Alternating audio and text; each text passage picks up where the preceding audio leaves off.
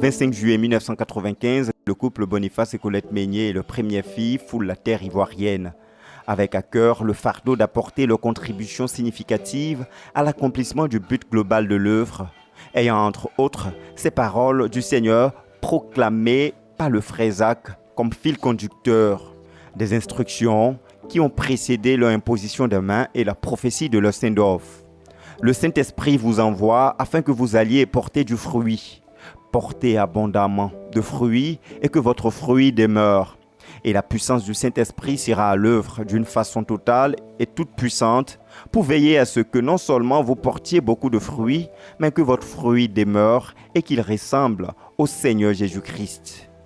Nous vous envoyons au nom du Père pour aller enflammer la Côte d'Ivoire en produisant de petits Jésus en dizaines de milliers et un jour en millions, brillant en tout lieu de la lumière de Jésus dans tous les quartiers, dans tous les villages, des vies brillantes pour le Seigneur Jésus-Christ, afin qu'en Jésus-Christ, la plénitude de Dieu soit rendue manifeste, une nation de la justice, parce que les gens auront été conquis pour le Seigneur Jésus-Christ, une nation dans la vérité, parce que les gens auront été pris pour le Seigneur Jésus-Christ, une nation dans l'honnêteté, une nation de travailleurs durs, un peuple spirituellement prospère parce que les vies auront été conquises par le Seigneur Jésus-Christ, une nation moralement prospère à cause de l'investissement du Seigneur Jésus-Christ dans les vies, une nation politiquement prospère, une nation économiquement prospère à cause du Jésus prospère qui a pris la nation en main. Ces instructions du professeur ZTF données au couple Meignet avant leur imposition des mains le jour de leur send-off synthétisent bien les clauses de leur engagement sur le champ de mission, les motivant à faire face et à relever l'ensemble des grands défis de la conquête confrontés dès le premier jour, à commencer par la grande religiosité du peuple ivoirien sans conversion véritable à Christ. Laquelle religiosité a été alimentée entre autres par la course au spectacle spirituel promu par le mouvement des onctionnistes ou encore le caractère inhabituel des églises de maison dans la culture des dénominations chrétiennes en Côte d'Ivoire.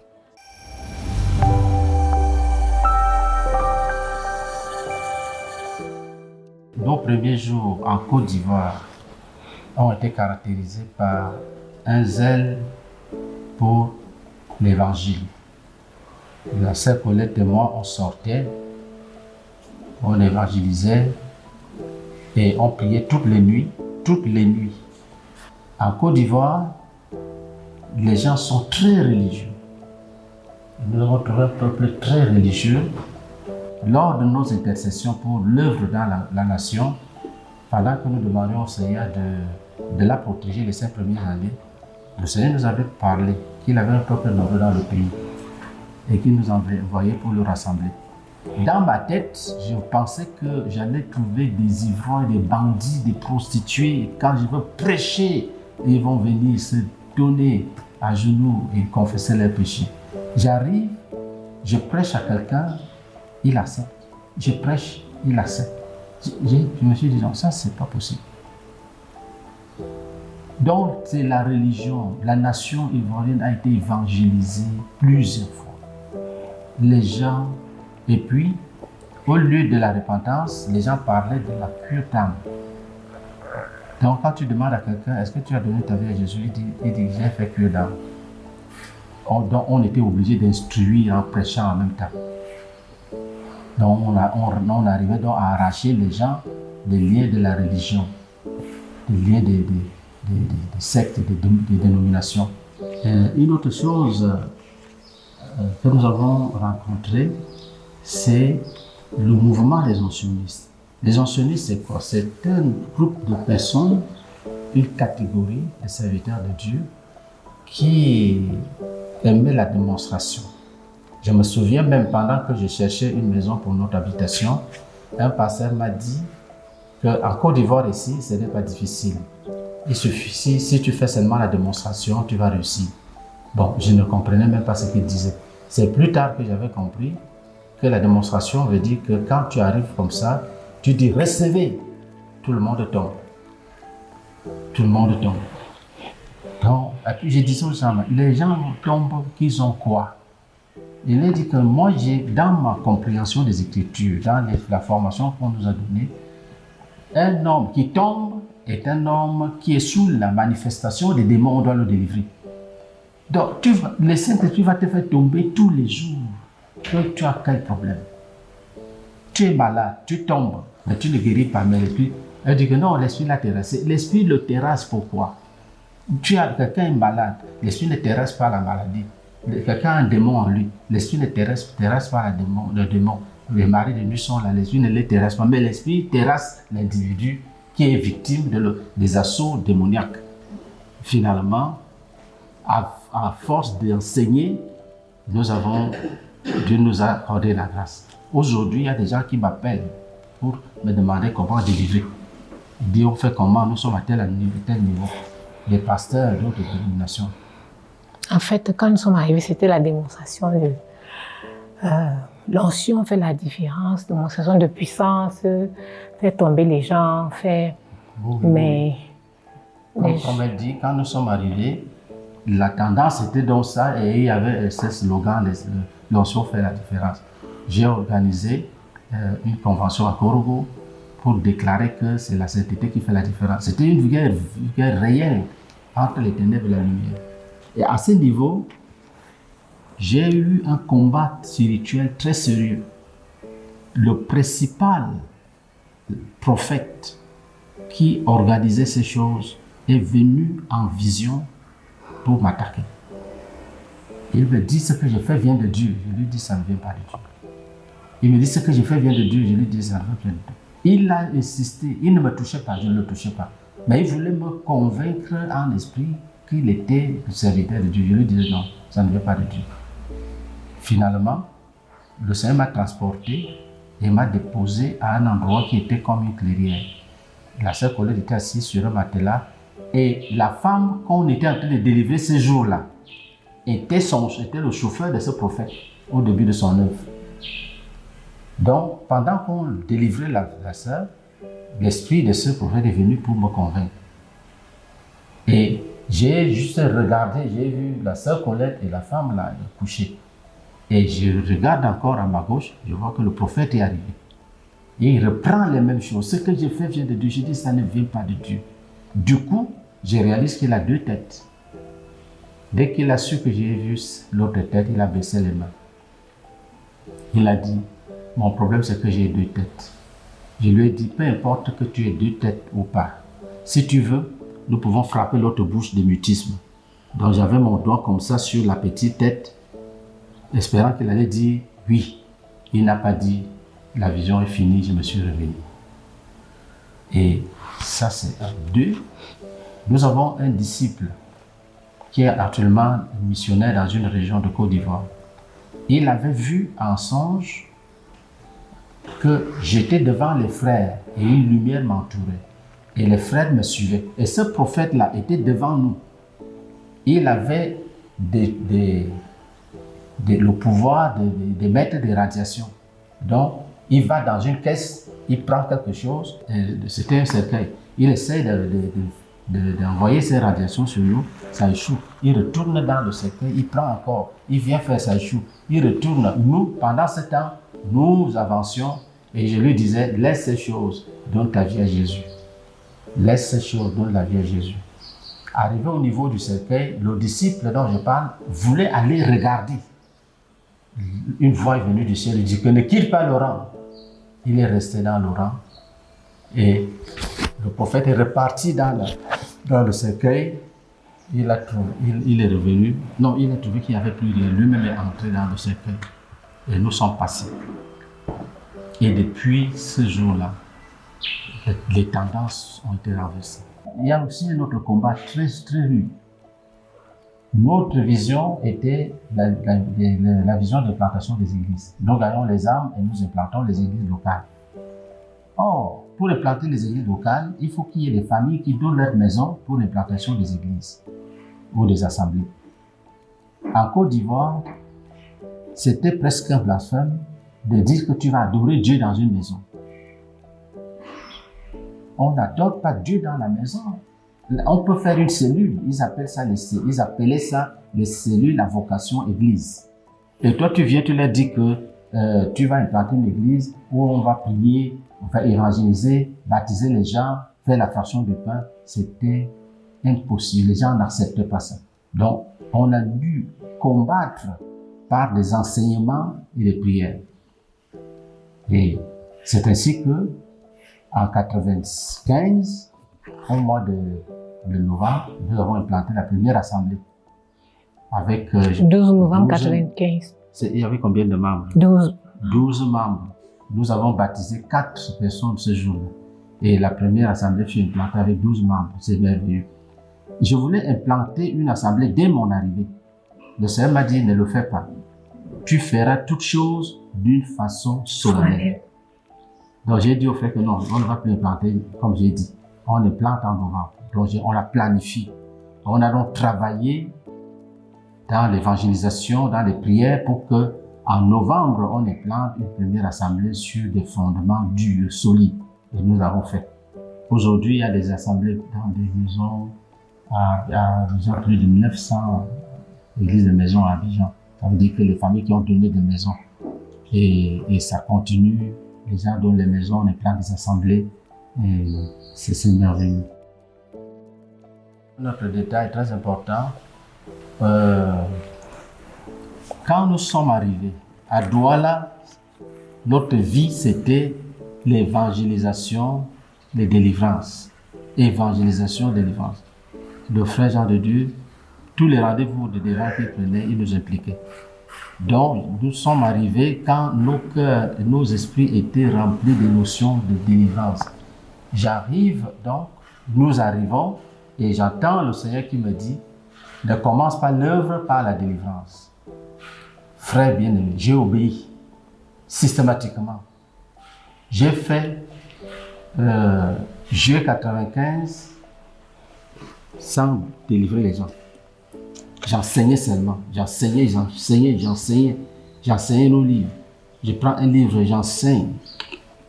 Et on prie. J'enseigne, on prie. Et chaque enseignement était conclu par une note d'évangélisation. On gagne les âmes.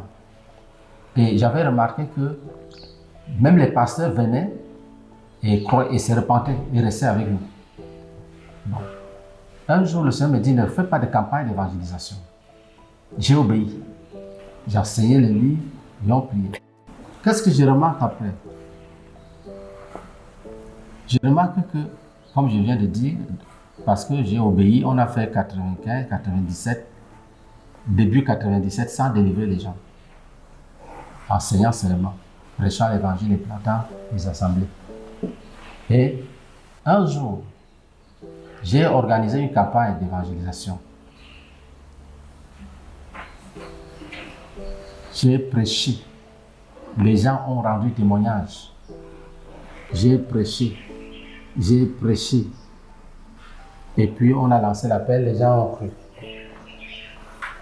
Il y a des jeunes filles, elles étaient 3. Elles sont restées assises.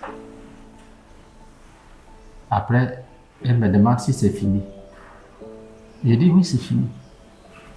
C'est ce jour-là que j'avais compris pourquoi le Seigneur m'avait dit n'organise pas les campagnes d'évangélisation et qu'il fallait seulement enseigner. Parce que dans le milieu ivoirien, ce que j'ai fait, ce qu'on a fait dès le début, c'est-à-dire rendre témoignage, chanter les cantiques, danser, appeler la chorale, les semeurs, chanter, prêcher, lancer l'appel, ça c'est ce qu'on fait avant que le grand prophète n'arrive. Donc ça ne pouvait pas marcher, la formule des campagnes ne pouvait pas marcher. Et quand le grand prophète arrive, il peut dire, il y a quelqu'un dans la foule là, il a une boule au ventre. Il peut dire que toi là, Dieu t'appelle, tu vas servir Dieu. Il va prophétiser tout le temps et les gens vont rentrer. Sans délivrance. Je me souviens d'une soeur qui me dit que quand elle était là-bas, quand on commence, elle tombe. Il reste sur elle, tout le monde rentre, elle reste couchée. Elle rentre plus tard, maigre, sale. On lui dit, prends un jeûne de 7 jours, comprends, elle prend. Elle était chétive quand nous l'avons rencontrée. Quand elle est venue, Dieu nous avait déjà libérés pour les délivrances. Et c'est là un autre témoignage que je veux rendre. pendant que je voulais enseigner sur le livre Délivrance de l'emprise des démons, le Seigneur me dit, écrit Délivrance des démons et de l'emprise des démons. Donc, j'ai bien enseigné. Après, le Seigneur me dit, pour la Côte d'Ivoire, il faut faire le brisement des liens. Parce que le problème, c'est la sorcellerie. C'est à ce moment-là que je comprends que le brisement des liens même, c'est une arme pour désenvoûter les gens. Donc, on a donc pris ça d'une façon révélationnelle. On prêche l'évangile, on brise les liens. Ça a conduit l'Église rapidement à une éclosion.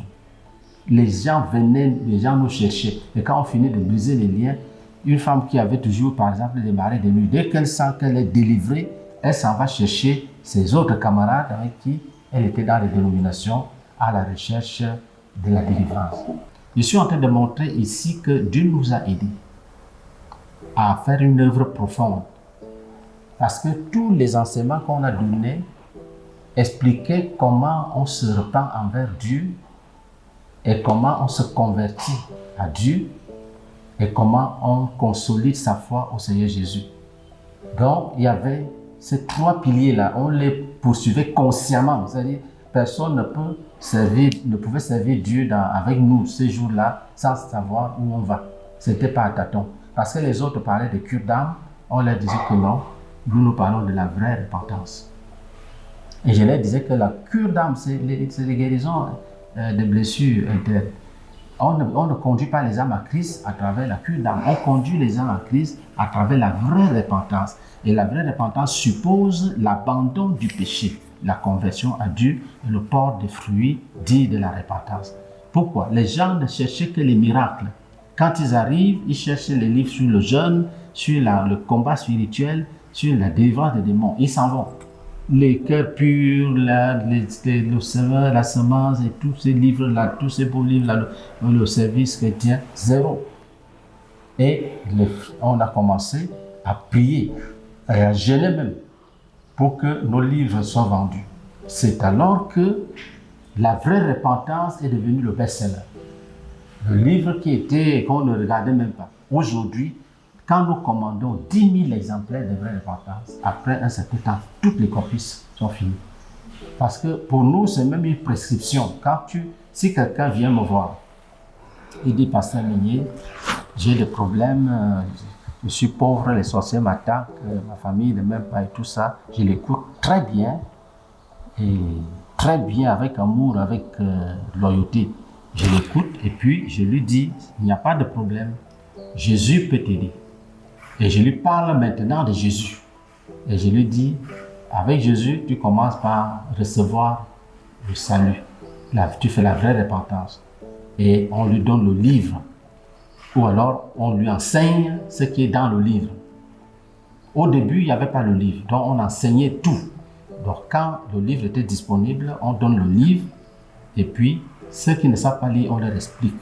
Donc, avant de faire la vraie repentance, tu lis d'abord le livre. Je dis souvent à certains, il est avantageux pour toi que tu lises le livre. Parce que si après la repentance, tu découvres plus tard qu'il y a une vérité que tu n'as pas prise encore, ça va te faire mal. Donc, il est bon de maîtriser tous les mécanismes de la vraie repentance avant que tu ne t'y engages. Parce que ça te permet d'être équilibré dès le début. Et généralement, ils obéissent. Et la vraie repentance est donc devenue le best-seller aujourd'hui. Nous avons fait la planification au double. Nous avons dit, fin d'année 96, il faut que nous soyons 100 au moins. En fin d'année 96, nous étions plus de 100. Nous avons fait notre planification qu'en fin 97, nous serons 200. Nous avons atteint 200. Et nous avons dit en fin 98, nous serons 400. Et nous sommes allés comme ça jusqu'en 2000. Jusqu'en 2000, on ne doublait plus, mais il y avait la croissance. Et nous sommes arrivés en 2005, il nous fallait un centre parce que les endroits pour enseigner n'existaient plus pour nous par rapport relativement à notre bourse. Il fallait louer certains endroits chers et on n'avait pas de moyens. Nous nous sommes donc concentrés pour acheter un terrain et le terrain a eu des difficultés. Nous l'avons exploité tardivement en 2012. Entre-temps, le manque de lieux d'adoration massive a fait que beaucoup de personnes rétrogradent, ou alors que la croissance soit freinée. Il est à noter que ce besoin de lieux de rassemblement massif, proportionnel à l'évolution de la croissance des effectifs, a été continuellement comblé par le Seigneur, à commencer par la construction du temple d'Adjamé, pouvant accueillir plus de 4000 personnes.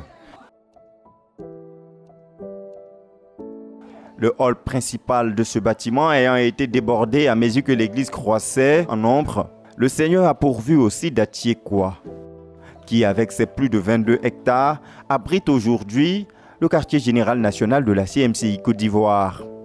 Avec un record journalier de 20 050 personnes réunies dans la nuit du 31 décembre 2022 au 1er janvier 2023, l'esplanade principale d'Atiekwa accueille tous les programmes d'effectifs massifs de l'Église, notamment les croisades pour le renversement des principautés personnelles et familiales, les festivals de louanges et d'action de grâce de fin d'année, les camps bibliques nationaux des jeunes ou encore les sessions de l'UMPJ section Côte d'Ivoire qui se tiennent au hall de la dite institution 6 à Atiekwa. Le site d'Atiekwa, ce don de Dieu pour contenir l'explosion des effectifs de l'Église, poursuit son développement avec tout dernièrement l'alimentation permanente du site en électricité fournie par la Compagnie nationale d'électricité, la CIE. Les premiers bâtiments de la cité de l'Académie pastorale ont vu le jour, lesquels se sont joints au hall de l'UMPJ, au bâtiment de la maison de prière d'Abidjan pour toutes les nations ou encore les blocs annexes de la Hope Medical Clinic et la librairie du Centre évangélique de la documentation et de l'information.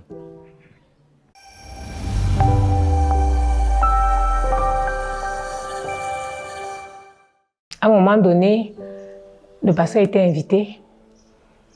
On l'invitait avant qu'on implante d'une manière effective. Les gens l'invitaient et un jour, les gens l'ont invité dans une église qui était même une église, ça s'appelait Église du Dieu de la prophétie. Donc, on pouvait prophétiser dans cette église du matin au soir et ne pas prêcher même. En fait, cette époque-là était une époque où les grands rassemblements chrétiens étaient des rassemblements de prophétie. On prophétise, tu tombes, on prophétise, tu te relèves avec tes péchés.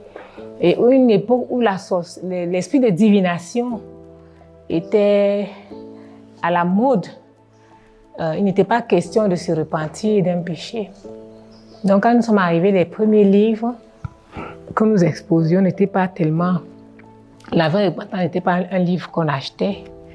Les gens voulaient des livres sur la prière, le jeûne. Le livre sur la vraie repentance a déclassé tous les autres livres au fil des années. Mais au départ, c'était là la difficulté. Je me souviens un jour, dans l'évangélisation, j'ai parlé et prêché à une fille et je l'ai conduite à la repentance. Et je devais la conduire à la repentance. C'est elle-même qui m'a raconté son histoire en disant que oui, dans son église, il y a un jeune homme, instrumentiste, un bon batteur là. Elles étaient deux jeunes filles qui étaient enceintes de lui. Quand je lui ai dit, mais il faut te repentir et puis tu quittes dans tout ça. Elle me demande, il m'a fait quoi? C'est elle-même qui vient de m'expliquer que vous êtes libre. C'est lui, il est tellement excellent à la batterie. Elle a fait un enfant, il y a une autre fille qui est enceinte. C'est l'enfant, c'est toujours l'enfant du monsieur. Donc, la relation s'est là. L'évangélisation s'est là parce que je lui demandais de se repentir et d'abandonner le péché. Alléluia. Amen. Gloire à Dieu. Donc c'était ce contexte spirituel-là. C'est dans ce contexte-là que un pasteur, la sœur Colette vient de parler de l'Église de Dieu de la prophétie, un pasteur de l'Église de Dieu de la prophétie entre donc en contact avec nos disciples, certains de nos premiers disciples, et qui lui parle de nous. Et il vient donc à la source, il vient, il me trouve, je lui présente la vision de l'œuvre, je lui présente le message de la vraie repentance, et lui, il décide donc de démissionner. Je l'ai pris par la main et je l'ai amené devant les cartons des livres. Je lui ai dit, tu as vu ces livres-ci? Il a dit oui. Il dit, c'est moi qui dois les distribuer dans la nation. Je lui dis, là où tu me vois, je dois lancer le mouvement d'intercession pour la nation. Là où tu me vois, je dois conquérir la nation et planter des églises. Je n'ai pas besoin d'une persécution précoce. Donc tu restes dans ton église. Tu restes là-bas, tu peux venir prendre des enseignements, tu persévères là-bas. Cet homme m'a écouté sans contestation. Il est parti, c'était dimanche matin. Il revient dans l'après-midi aux environs de 15 heures. Il m'a dit qu'il est parti déposer sa démission. Et il était pasteur dans cette église-là. Je voulais me fâcher, mais j'étais dit de ne pas le faire. J'ai entendu une voix qui m'a dit, laisse, tu as fait ce que tu pouvais faire pour empêcher. Laisse. Donc, je l'ai pris pour, je crois, une semaine. On a acheté un matelas, on l'a enfermé chez nous à la retraite. Il a fait tout ce qu'il faut faire, de se repentir et recevoir le baptême.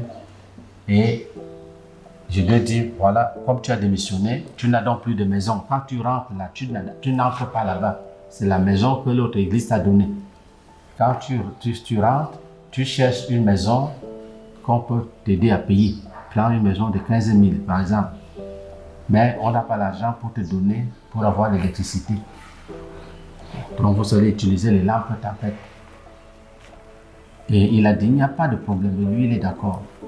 Et on a béni, il est parti. On a donné un peu d'argent à sa femme de faire un commerce. S'il y a même 100 francs de bénéfices, ils prennent ça pour manger. Je lui avais dit que je n'ai pas l'argent pour te donner. Et dans mon esprit, je ne devais même pas parler de ça aux frères qu'il y a quelqu'un ici qui n'a rien à manger. Donc, je sais que si j'avais dit ça, il allait faire quelque chose. Mais mon cœur me disait, ne porte pas les fardeaux. Il ne faut pas que du champ d'émission, tu apportes les fardeaux, tu transfères les fardeaux là-bas. Alors, il est parti et longtemps après, il m'a appelé pour dire, est-ce que je peux déjà enseigner? Parce qu'il n'y avait pas de lampe tempête, donc il ne pouvait pas donner des enseignements. Je lui ai demandé, bon, et entre-temps, nous sommes devenus un peu forts aussi, financièrement. Je lui ai dit, non, il faut venir.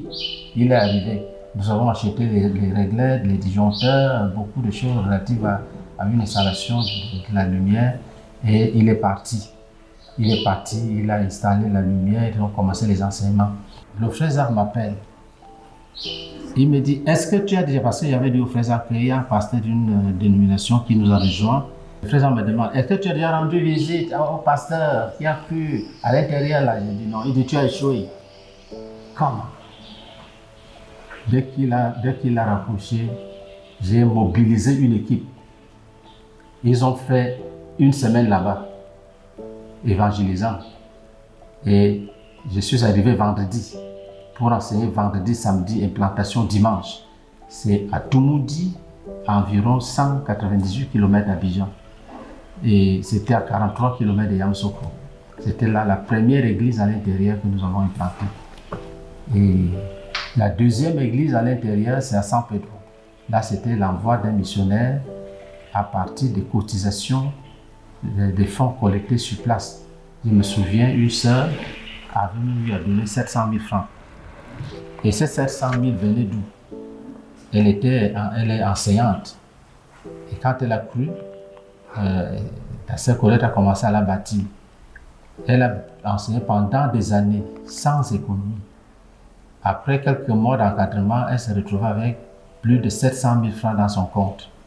Quand nous avons lancé l'opération au San Pedro, elle s'est dit à elle-même, c'est son témoignage qu'elle nous rendait, elle s'est dit à elle-même que bon, j'étais dans le désordre, je n'avais rien. Avec la conversion en Christ, j'ai 750 000 dans mon compte. Je préfère donner ça pour la mission. Elle a pris, elle a donné. Donc il y avait cet élan de cœur là. Et chacun a donné ce qu'il pouvait donner. Nous avons envoyé le missionnaire Emmanuel Poirot avec Lucie à San Pedro. Et ces villes et ces villages, aujourd'hui, ils sont à plus de 11 000. À partir de l'envoi du couple missionnaire Kwao à San Pedro, le développement de l'entreprise missionnaire est allé sans cesse croissant.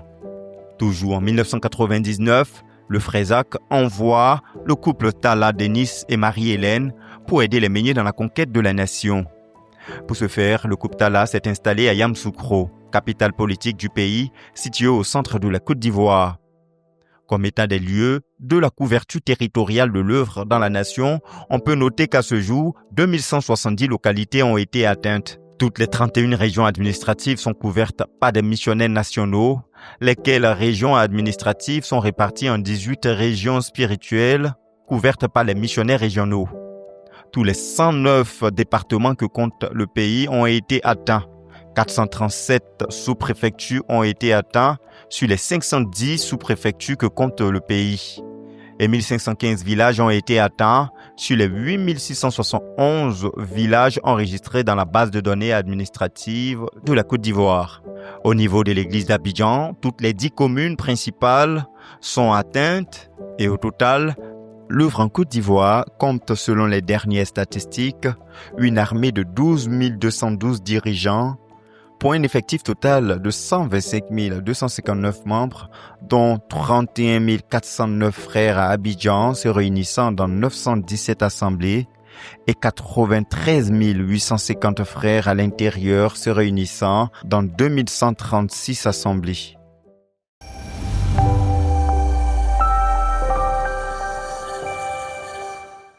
Je veux parler de la croissance. Qu'est-ce qui s'est passé avec nous? Quand nous sommes arrivés, nous avons prêché, comme je l'ai dit, nous avons planifié l'implantation de la librairie, le mouvement d'intercession pour la nation, l'implantation des assemblées. Mais il y avait, à un certain moment, les choses sont devenues difficiles. C'est moi qui le sentais. Les enfants, on ne pouvait pas sentir. Peut-être maman Colette aussi. Mais on n'a pas causé de cela ouvertement. Mais un jour, je reçois qu'il faut relire le livre Faire des disciples. Je suis allé prendre le livre. J'ai lu l'introduction. Frère, dans l'introduction du livre Faire des disciples, ce n'est même pas l'introduction, c'est la préface. Dans la préface, c'est là où le frère Zard dit quelle mission Dieu lui a confiée par rapport au salut des âmes, par rapport à la formation des disciples. Et que Dieu lui avait demandé de faire des disciples qui allaient tout feront des disciples, qui feront des disciples, et ainsi de suite. Donc, le Seigneur me fait donc comprendre que, en fait, vous n'êtes pas les faiseurs de disciples. Vous vous arrêtez au niveau des disciples. Mais ce que Dieu a demandé aux frères Zach, c'est de faire des faiseurs de disciples. Si tu fais seulement un disciple, tu n'as pas encore atteint le but. Il faut qu'il soit un faiseur de disciples aussi. Et que l'autre qui vient de naître de lui soit aussi un faiseur de disciples, et ainsi de suite. J'ai déposé le livre, j'ai rendu grâce à Dieu. Nous nous sommes mis à l'œuvre. J'ai corrigé la méthode. J'ai compris que la formation des disciples est d'abord une institution. Après, c'est une méthode. Après, c'est une construction.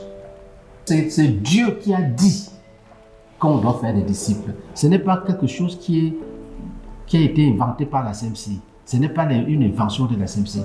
C'est une méthode de travail que Dieu a confiée à son Église. Et quand tu as le rôle du frère Zach, Dieu ne peut pas te laisser sans te demander de faire, d'accomplir cette vision-là. Donc, je comprenais que c'était une chose très sérieuse qu'il faut embrasser pour l'accomplir. Et maintenant, une construction, ça veut dire que quoi? Je peux demander à mon disciple, est-ce que tu as un disciple?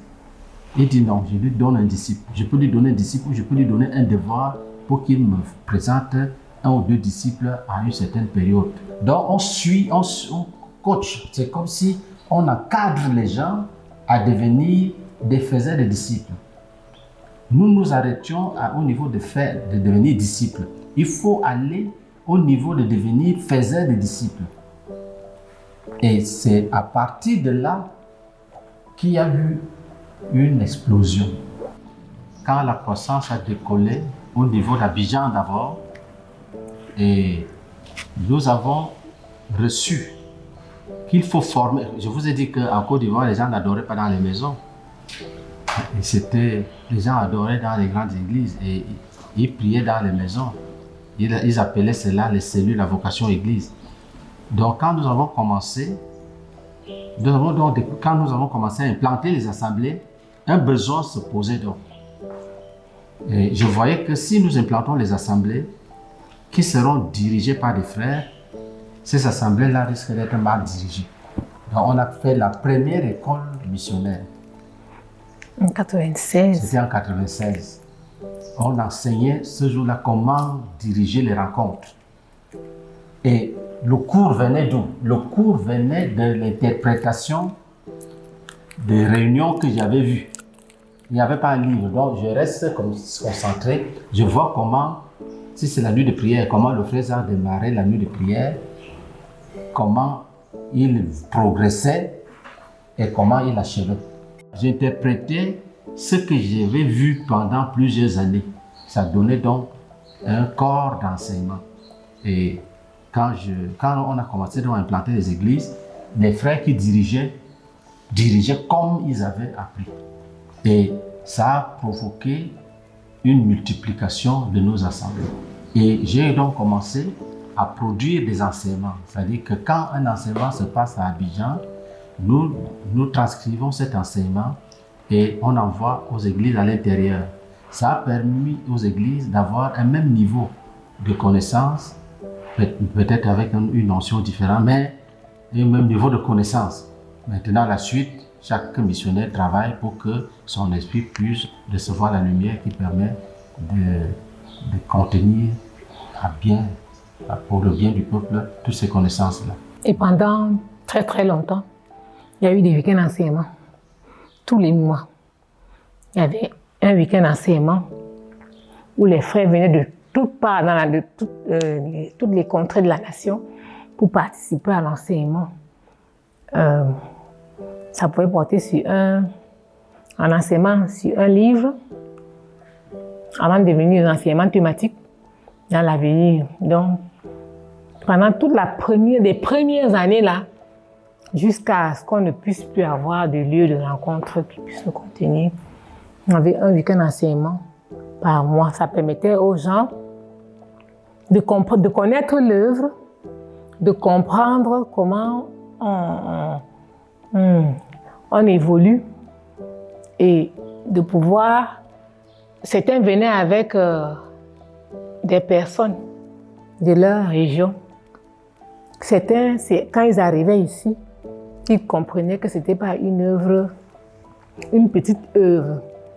Et quand ils rentraient, ça leur permettait de se stabiliser dans les églises à l'intérieur.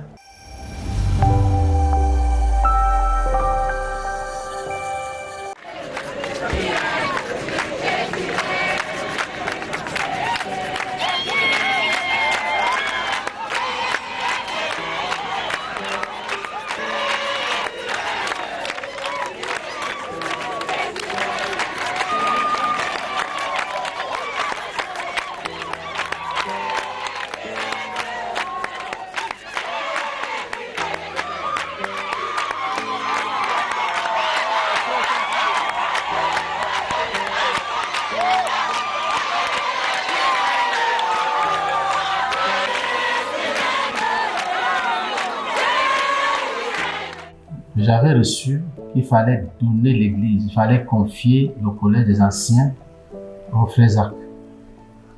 Et je l'avais fait. Donc les anciens étaient presque ses enfants.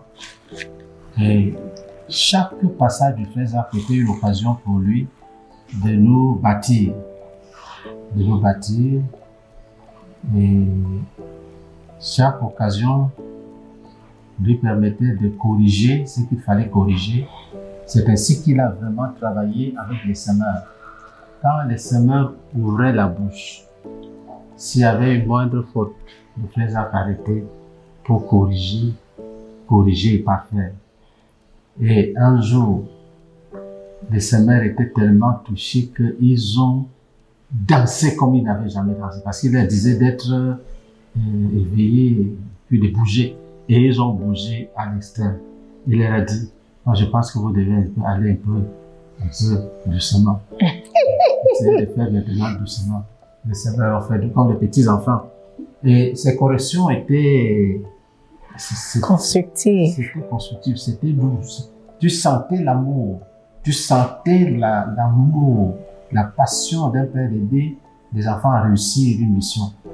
Et si les semeurs sont ceux qu'ils sont aujourd'hui, c'est principalement par l'apport du frère, du professeur Foumon. Et il les a vraiment, il a bâti, il a corrigé. Sans plus tarder, je vais inviter nos frères bien-aimés, le prédicateur Zacharias Tane Foumon et l'interprète Jean Gankoui. We invite our brethren, Zach and the interpreter.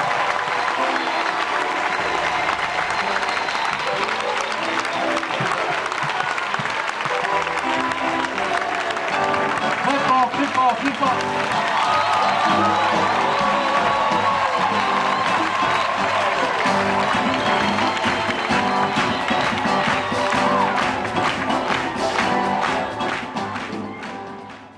Il a évangélisé à plusieurs reprises et les âmes gagnées par sa contribution évangélique sont dans les assemblées, que ce soit à l'intérieur du pays comme à Abidjan. Chaque personne wants to be transformed, qui va être transformée by the power of God, par la puissance de Dieu. Toute personne wants to be transferred from the kingdom of darkness to the kingdom of God's Son, qui va être transférée du royaume des ténèbres dans le royaume du Fils de Dieu. Toute personne who wants the life of God imparted to him, qui veut que la vie de Dieu lui soit partie. Come on, receive God's life, Viens recevoir la vie de Dieu. Come. Viens.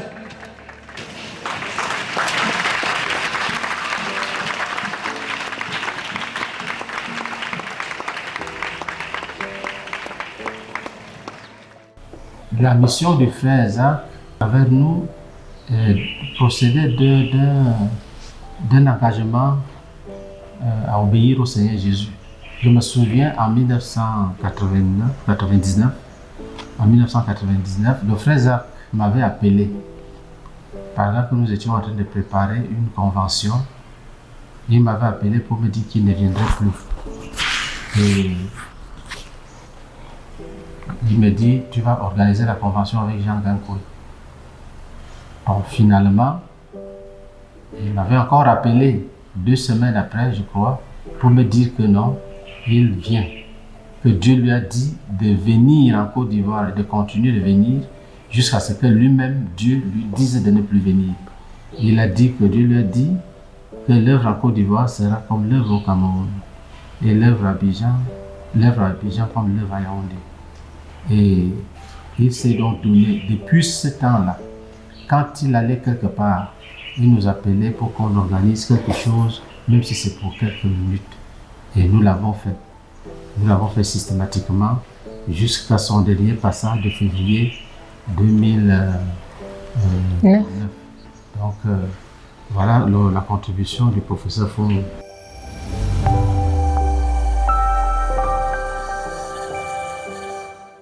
Dieu nous avait dit, allez implanter une église où règne la crainte de Dieu et la sainteté.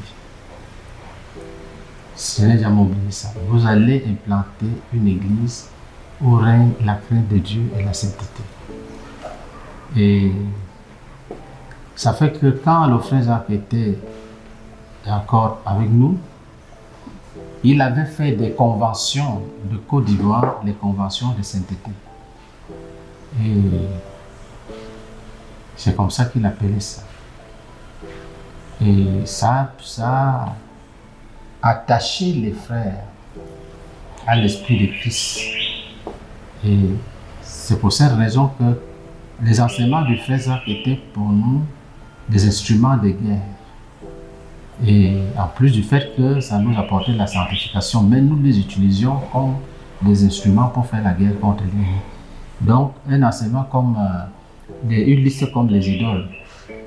Donc, nous avons eu l'habitude depuis 1998 à prendre la fiche des idoles et à travailler avec pour nous sanctifier. Chacun travaillait pour sa sanctification en déracinant les idoles du cœur. Donc, nous sommes conscients qu'il y a eu des instruments que Dieu nous a confiés qui ont été au milieu de nous comme des clés que Dieu nous donne, comme des pistes qui nous indiquent que passez par ici, vous allez réussir. Et aujourd'hui, si nous organisons des grandes croisades où il y a des miracles et des guérisons authentiques, l'origine, c'est l'utilisation de la liste des idoles avec un esprit rempli de crainte et désireux d'être en communion authentique avec Dieu.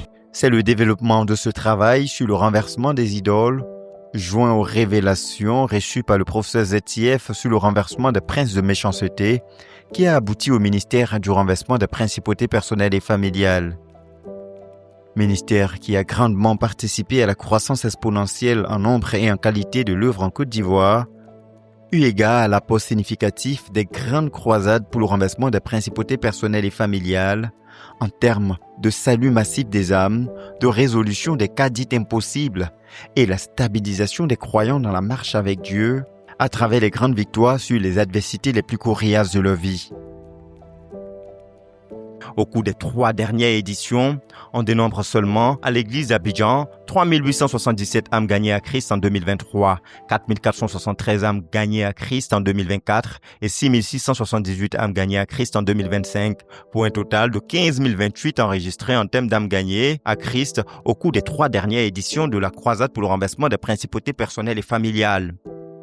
En termes de miracles, de guérison et de délivrance, on enregistre plus de 34 000 témoignages enregistrés, fruits des prières élevées et ministères rendus au cours des croisades pour le renversement des principautés personnelles et familiales 2023, 2024 et 2025. À la Convention mondiale, nous avons présenté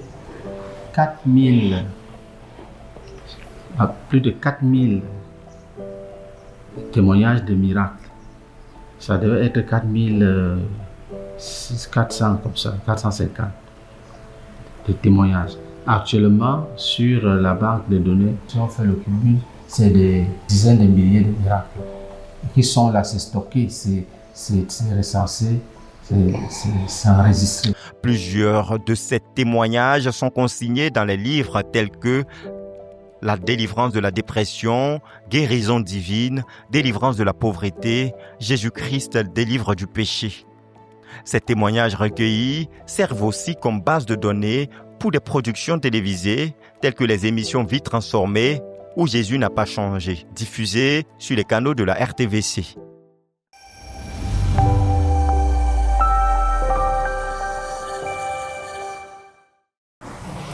Nous avons connu beaucoup d'épreuves, d'attaques et qui se sont soldées par de grandes victoires. Malgré les tentatives du diable, les débrouillardises du diable de créer un problème, nous avons remarqué avec beaucoup de joie que le Seigneur nous protégeait. Il nous protégeait des langues perverses, les calomnies, les diffamations, et le Seigneur les a écrasés. Il y avait la crise militaro-politique, j'ai été pris par les rebelles parce que je suis allé rendre visite à un frère et ils m'ont pris. J'étais là-bas, c'était très sérieux, mais Dieu m'a gardé. Il y avait la mort partout, la mort, c'est-à-dire la mort était auprès de tous les hommes. Ah, c'est clair. Mais tu ne sais pas quand elle va te toucher, mais elle est là. Et finalement, cette crise est passée. On n'a pas vu de problème jusqu'à ce jour. Crise au cours de laquelle le Seigneur a protégé tous les saints, notamment les missionnaires en poste. Une autre crise externe majeure qu'a connue la nation, c'est celle du Covid-19. Tout comme les nations du monde entier, la Côte d'Ivoire a aussi été secouée par cette crise. Mais chose merveilleuse à noter, c'est que cette crise a été une occasion qui a démontré de manière pratique l'efficacité du modèle de la formation des disciples et de l'implantation des églises de maison. En effet, malgré les restrictions dues à cette crise sanitaire, cela n'a pas empêché la tenue des réunions dans les assemblées. Et les outils de conquête à travers les médias tels que la RTVC ont permis de poursuivre les ministères nécessitant les grands rassemblements. La RTVC a ainsi pris le relais des cours de formation des dirigeants spirituels et les frères ont donc continué à recevoir les enseignements du pasteur Boniface Meignet pendant cette crise sanitaire. Les mariages ont été célébrés et une croisade de 40 jours de jeûne et de prière pour le réveil s'est même tenue à cette occasion. À cette période, plusieurs chambres de prière ont été implantées. Le Seigneur aidant et conduisant son œuvre, malgré les contraintes sévères du confinement que cette crise sanitaire du Covid a occasionné, l'Église a connu une croissance en nombre allant de 52 021 membres en décembre 2019 à 58 258 membres au 31 décembre 2020 et de près de 1500 assemblées en 2019 à 2009 assemblées en fin 2020, soit une croissance de plus de 6000 disciples et de plus de 500 assemblées. On peut donc le dire, le Seigneur dans sa grâce a permis à l'Église de triompher de la crise du Covid-19. À lui soit toute la gloire.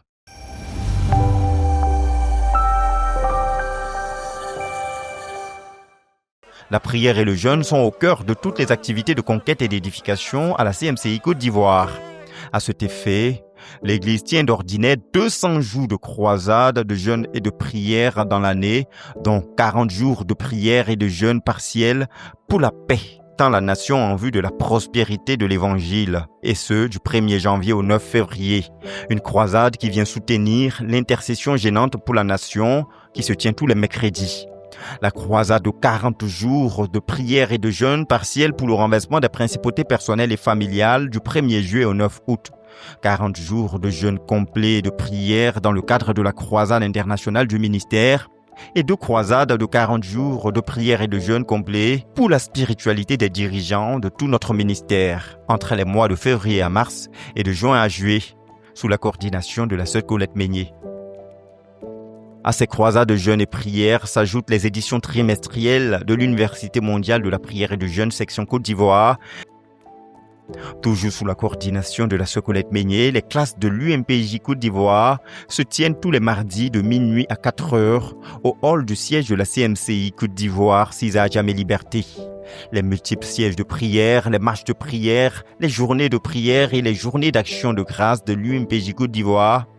Les nuits de prière de toute l'église d'Abidjan chaque vendredi de 22h à 4h dirigées par le pasteur Boniface Meignet, les classes de l'Institut de louange et d'action de grâce et du ministère de la parole chantée qui se tiennent tous les dimanches soirs sous la direction de la sœur Carole Babatunde, aide de la sœur Colette Meignet déléguée en la matière.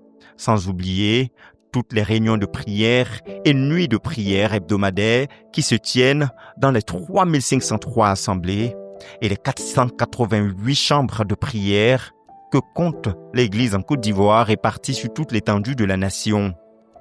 La prière et le jeûne sont donc intensément et abondamment investis pour soutenir tous les ministères rendus et activités menées dans le cadre de la conquête de la nation ivoirienne.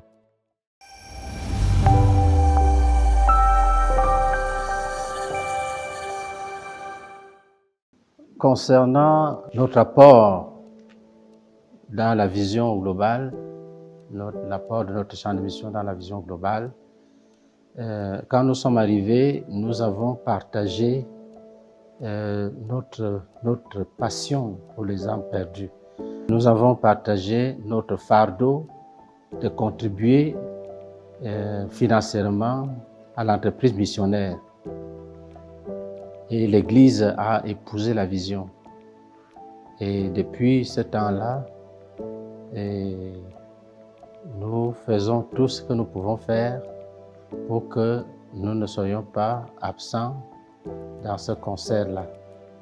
Donc, nous faisons parvenir régulièrement nos contributions en termes d'argent. Nous faisons aussi parvenir nos prières. Nous sommes actuellement en prière dans le cadre de la croisade du ministère. Ce sont des choses qu'on a partagées à nos enfants, que dès que vous entendrez le son de la trompette, engagez-vous parce que c'est notre œuvre.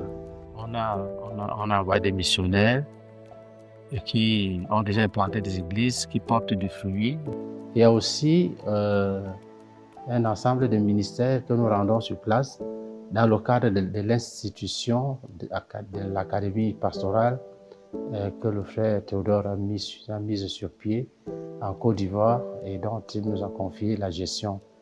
Et chaque année, nous recevons de lui des étudiants que nous devons former dans le traitement, dans la prise en charge des personnes dans le domaine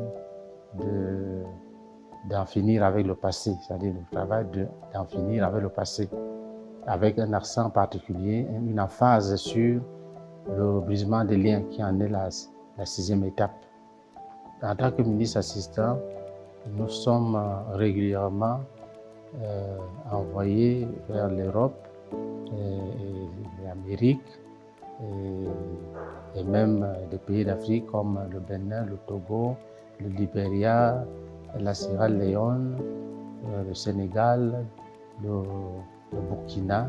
Nous avons formé beaucoup de journalistes qui sont actuellement sur le terrain dans notre ministère, dans le cadre de la RTVC.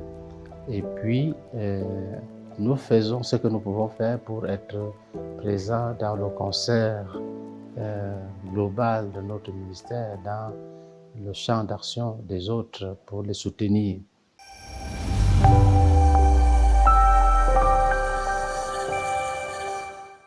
Concernant notre famille, nous avons 4 enfants et nous avons une petite fille et un petit-fils.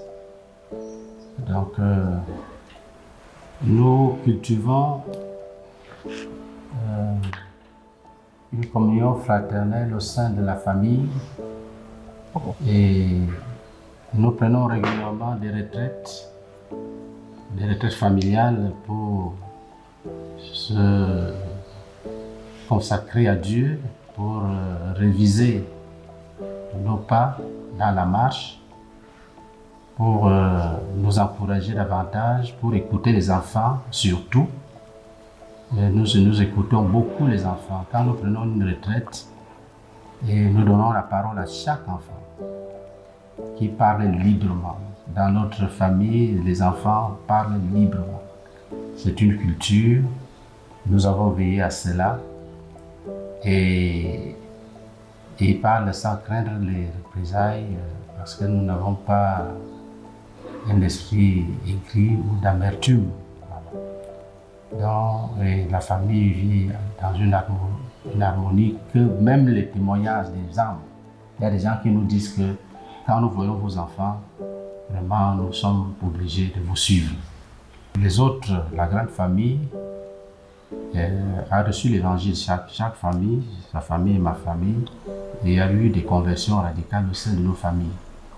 Et des gens qui occupent des places spirituelles importantes dans l'Église. Donc voilà ce que nous pouvons dire de la famille.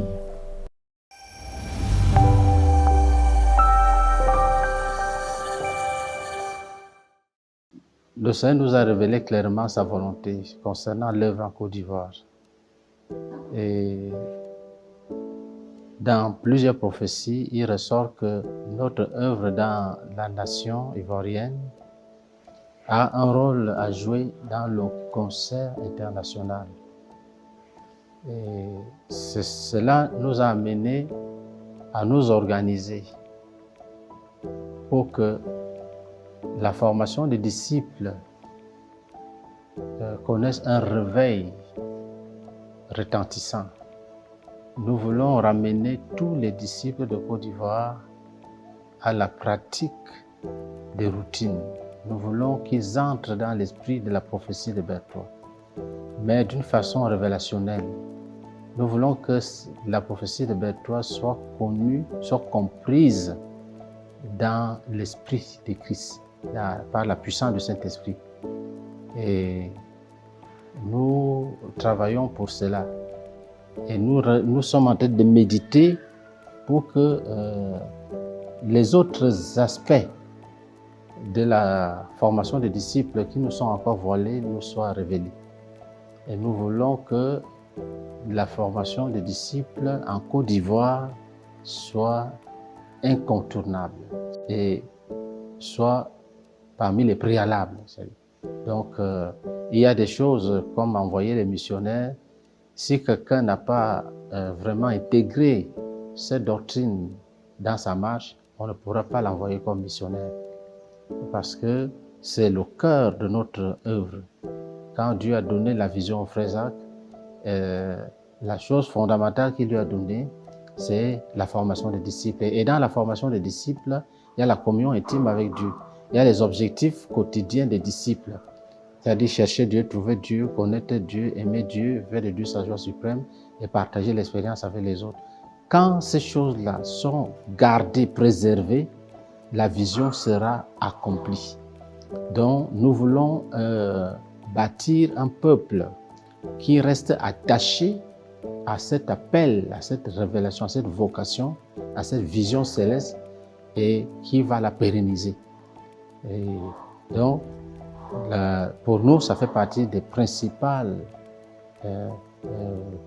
perspectives de l'avenir pour notre œuvre.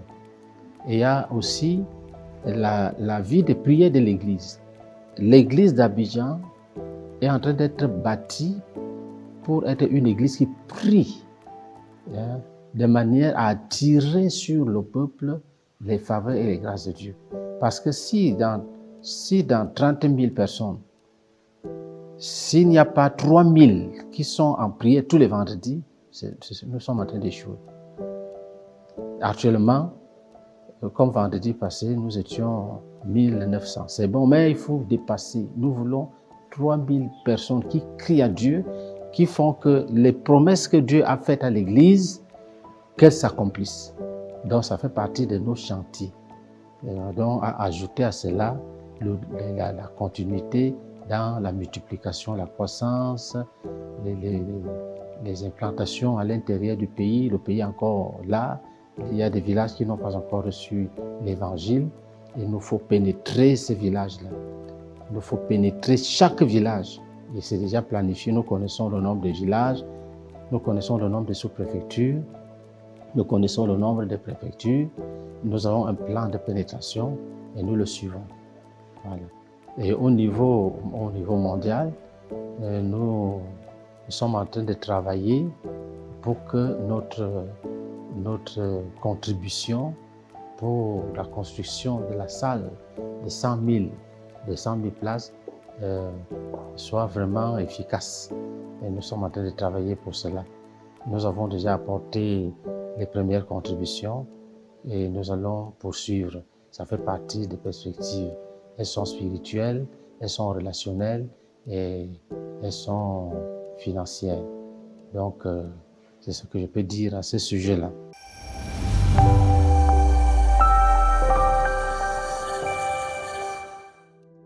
Nous rendons grâce au Seigneur qui nous a accordé la grâce de vivre un témoignage vivant.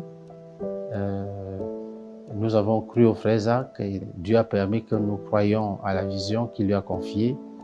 Et nous avons cru à cette vision et nous réalisons aujourd'hui que sur 50 ans de ministère que nous sommes en train de fêter, nous avons passé 16 années sans lui et nous sommes en train de voir des merveilles, de voir des prodiges. Et c'est une grande joie que nous exprimons ici.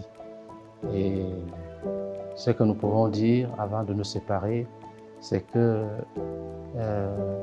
les frères peuvent compter sur nous. Nous sommes là pour continuer. Le frère Théodore peut compter sur nous. Les anciens de notre œuvre, les missionnaires peuvent compter sur nous. Et ceux qui vont croire après, ils vont nous rejoindre dans la foi. Ils peuvent nous faire confiance, ils peuvent compter sur nous. Et nous allons grandir dans le travail pour ce qui nous concerne, pour être toujours à la disposition de tous ceux qui sont dans le besoin. Donc, si l'Académie ouvre les portes, sentez-vous libre de nous rendre visite.